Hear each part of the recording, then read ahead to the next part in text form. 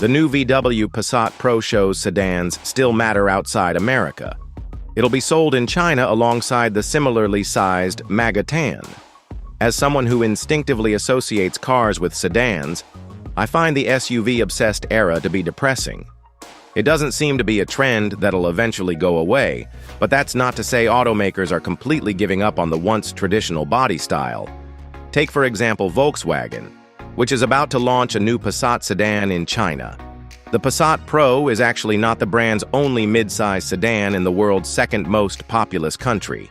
There's also the recently unveiled Magotan, developed by VW with local automaker FAW.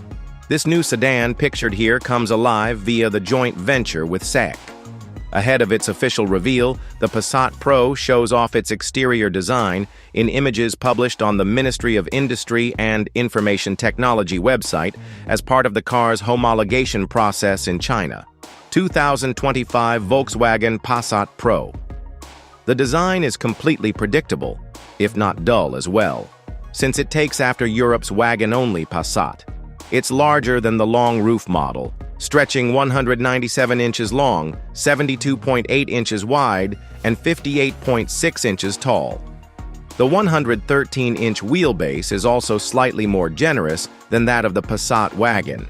It's available with 17 to 19-inch wheels and weighs 3,483 pounds, or 3,703 pounds, depending on the engine and trim level. As to what makes it earn the Pro suffix, you'll have to ask SAIC VW.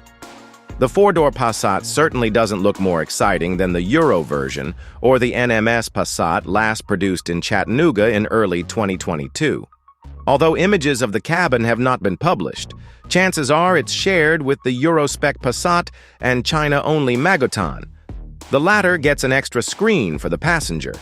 While the Euro-spec Passat comes with gasoline, mild hybrid gasoline, diesel, and plug-in hybrid powertrains, its Chinese cousin keeps it simple with a pair of gas engines. The base 1.5-liter unit is rated at 158 horsepower, while the larger 2.0-liter mill produces 217 horsepower. Both have automatic transmissions and front-wheel drive, whereas the European model can be had with AWD. Would the Passat Pro make sense in the US? Well, the Camry doesn't have an exciting design either, but people don't buy one for its appearance. They buy it for its bulletproof reliability, which is something that VW historically hasn't been able to match. The smaller Jetta is likely enough for the US, where we would like to see the regular Golf, not just the GTI and R.